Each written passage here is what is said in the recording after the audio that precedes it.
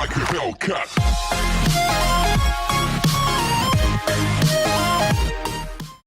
Hello and welcome back to the channel where once again it's time for some Warhammer 40,000 Combat Patrol. This week it's issue 8, which is the second part of the Termagants and Ripper Swarm, which sees us get the final sprue. Now I did point out in the last issue that the box set of these is £28, but somebody commented on the last video that the box set comes with an additional sprue. So really the ones that come with the Combat Patrol magazine don't actually have the same value for money as the box set. This issue says we're going to complete our Termagants, the second Tyrannic War, and charging into battle. So over the page, we've got several pages on how to paint your Termagants and Ripper Swarm. It shows us putting on the base layers before adding a few more different bits with Barak Nar Burgundy. Over the page then, we've got information on the Departamento Munitorum, if you can say that right. I barely managed to say that. This is Read Section A, Imperium Part 7. Obviously, like I've said before, once you get your first folder, it'll have the dividers in, and then you'll be able to rip the magazines apart basically and file them away in the folders. Over the page, we've got a bit more reading material on that. The Lifeblood of the Imperium and Sign of Office. Before we have some reading material, the second Tyrannic War. This is Read Section C, Tyrannids Part 8. Over the page then, that story continues before we go on to the Great Devourer. This is Section C, Tyrannids Part 9. Nice bit of artwork there in the middle of the page.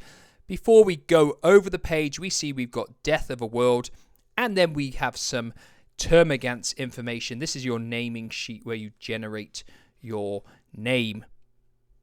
Over the page then we've got the data sheet for the Termagants telling us their statistics and any special rules that they have before we go on to learning how to charge into combat. Choose your units, check the distance, roll and move. And it gives you an example of a successful charge and an example of a failed charge.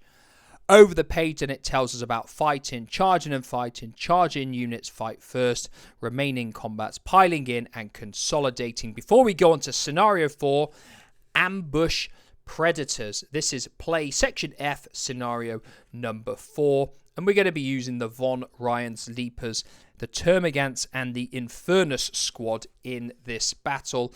Like always, we turn over and it tells us that the Tyrannids move first, then the Space Marines, and it gives you examples as well. Just like always, quite detailed, quite easy to follow. Before we get to our final page, where it gives us a little bit of storyline if it's a Space Marine victory or a Tyrannids victory. Before we go on to the final page, and we see that next week's issue number 9, comes with 2 paints, a Bad and Black and Retributor armor. Without a doubt, probably the worst issue in the entire collection.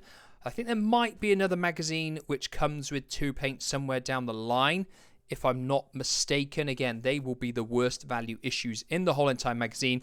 Before we go on to issue number 10, which comes with the Librarian in Terminator armor and a medium base brush. So that magazine is a pretty decent one. We get a great character model and a useful brush as well. And it tells us that magazine will be telling us about the Librarian in his Terminator armor, the Ekosiarchy, whatever that means. I don't know what that is. And weapon special rules. So that's it for issue 8 this week. Again, I feel issue 7 and 8 weren't particularly good in terms of models. There's quite a lot of reading material in the magazine if that's your thing. But other than that, probably not the best issues. And issue number 9, like I said, definitely not an exciting issue, especially if you're like me, you've already got both of those paints. So there isn't really an incentive to get that magazine. For me, I probably will, just because I like having them all. I don't like missing any out and stuff. So we shall see. Anyway, that'll be issue 9. Issue 10 is definitely one that I am looking forward to. But like always, let me know your thoughts on issue 8. Any issues in particular that you're looking forward to